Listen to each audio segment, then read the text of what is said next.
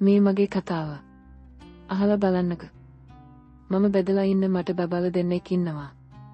මගේ මහත්තයා රටේ රස්සාවකට ගියා. බබල දෙන්න ලැබිලා ටික කාලයකට පස්සේ මම ඉන්නේ මීගමුව. මුන් ගැන කියනවා නම් කාලය. මහත්තයා නෑ කට්ටත් නෑ ගන්ටෑගේ තියෙනවා. මේ සිද්ධේ උන් මහත්තයා රට ගිහිල්ලා ඉන්න දවස්වල. මහත්තයා රට ගිහින් අපිට ඉන්න හිටෙන්න හොඳ ගෙයක් එහෙම හදලා. අවසන් ගෙදරට කාර් එකක් ගෙනවයි අපි ගමන් බිමන් යන්න. කාර් එක අපේ තාත්තා තමයි ඩුරියාවෙන් කරන්නේ. මට කර පදන්න බැරි නිසා වගේන් ආර වර්ගයේ කාර් එකක් තමයි ගෙනවා. මගේ ගෙදර දරු බබලගේ කෙල්ස් එහෙම යන්න සැකල යන්න ගොඩක් කාර් එක ඕන වුණු.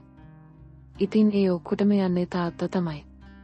ඒත් එයාට රට කාර් එක පදන්න බෑ ඇස් පෙන්නේ නැති නිසා. රටේ ටිකක් පේනවා අඩුයි එයාට වයසත් එක්ක. පස්සේ මේ විස්තර හස්බන්ඩ්ට කිව්වම එයා කිව්ව කාර් එක පදන්න මට පුරුදු වෙන්නේ ඒක එච්චර අමාරු දෙයක් නෙවෙයි ලොරන්ස් එකකට ගිහින් ඇපලේ කරන්න කියලා. මම ගත කට්ටම කිව්වේ අපේ ලොරන්ස් නම් යන්න බෑ කියලා. පස්සේ හැබැයි කිව්ව හෝ එහෙනම් අපේ ඩොරියවරු කෙනෙක් ගම කියලා. මම ඒකට කැමති වුන් වෙන කරන්න දෙයක් නැති නිසා. ඔය විදියට මාසතන 4ක් යද්දී හැබැයි අදරින් කෙනෙක් මරගෙන ඩොරියවරු කෙනෙක් සිද්ධ ඉද නෙවනවා එයාට නවතන්නේ කාමරයකොත් හදලා දෙන්න කියලා මට කතා කරලා කිව්වා. මමත් ඉතින් ගෙදර බලාගන්න ඉන්න අනුකලගේ ග්‍රාම එකනම වෙනම බඩු එකක් දාලා අනුකල්ට කියලා වැඩ කරලා තිබ්බා.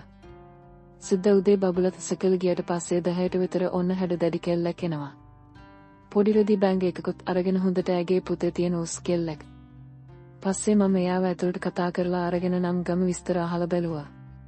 ආසාවටත් එක්කම ඇත්තම කියන්නේ කල්ලෝ දැක්කම මට අමුතම හැඟීමක් පහළ වුන් වගේ කියලා මට දුන්නා.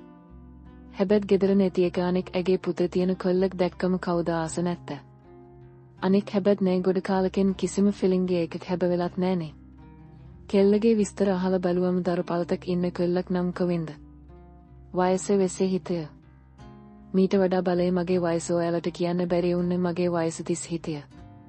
ඔය විදියට ඒ කෙල්ලෝ අපේ ගෙදර ඩුරියවරු ජොබ් එක හොඳට කරගෙන හිටියා. මාසෙක් සති දෙක තුනක් විතර ගියට පස්සේ නිදාසේ ඉන්න වෙලාවක මම කල්ලෝ එක්ක කතාවක් දෙන්න ගවර්ඩන් එක පැත්තට ගියා.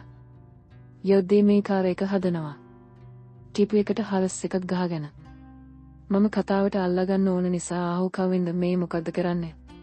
ඔය කාර් එක හදන්න එපා.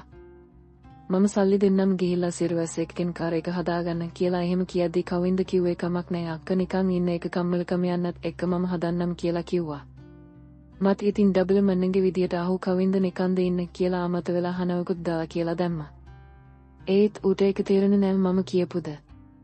ඔය විදියට කියයි ගහගේ ඉන්න අතර මේ අහනවා මගෙන් අක්ක ඔයාට කර පදන්න බැරිද කියලා. මම ගත කැට්ට කිව්ව මට පදන්න පුළුවන් නම් ඔයාව ගන්න නැන කියලා. කෙල්ලට කට උත්තර නෑ. මම හින වෙලා හිටියේ පස්සේ එයා කියනවා මම ඕන නම් අක්කට පරදු කරන්නම් කාර් එක පදන විදිය කියලා කිව්වා මට ඉතින් නිකන්ම ගෙදරට වෙලා ඉන්න එක හා එහෙනම් කවින්ද මට පරදු කරන්න කියලා කියන ගමන් මම ඌගේ කල්සම දිහා බලද්දී මගේ ඇස් උඩ ගියා. ඌ ඇදෙන හිටියේ සුදු පටකට කල්සම කැට් ෂර්ට් එකයි. වාහන හදනකොට කල්සම ඉස්සරහා තමල් කාර් එක බඩ එක විදුලි මගේ මල්ලි කල්සමට ඇල්ල මට දැන් කලේ පැට්ට වගේ මගේ පල්ල පේනවා. මම ඒක තවත් බලන්න ඕන නිසා කාර් එක වෙට ගිහිල්ලා කාර් එක දිහා බලන් ගමන් හොරට බැලුවා. දියෙන් කල්සමට මගේ පල්ලේ ඇල්ල ලොවට පේනවා. පමණක් වෙලාවට එහෙට මෙහෙට යද්දී පාන එක නැති වෙලා යනවා.